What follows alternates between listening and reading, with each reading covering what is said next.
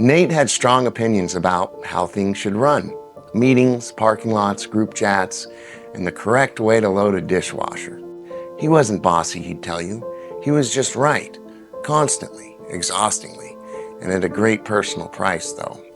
So the day his sponsor pulled him aside right after a meeting about group conscience, where Nate had single-handedly proposed, argued, and nearly passed his own motion by sheer force of enthusiasm.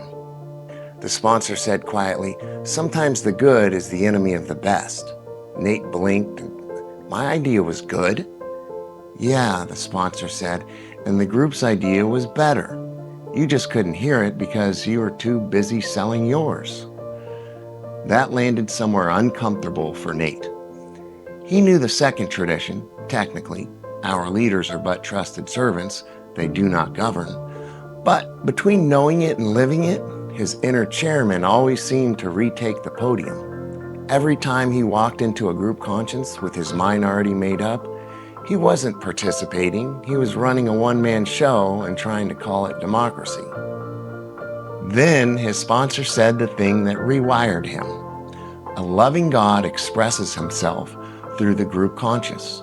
When you override the group because your idea sounds better, you might actually be overriding God.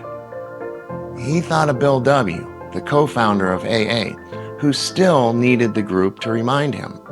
Sometimes the good is the enemy of the best.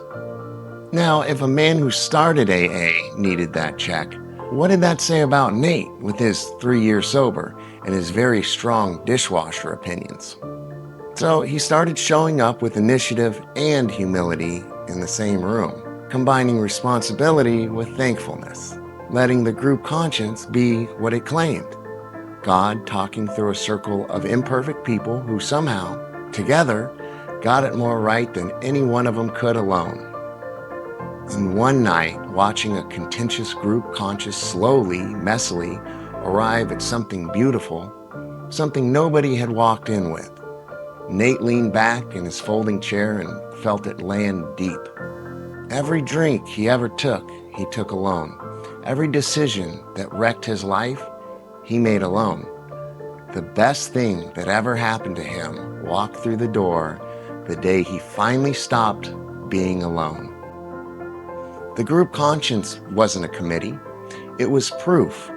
Living, breathing, arguing over coffee, proof that when broken people stop fighting to be right and start reaching for what's best together, God shows up in the room.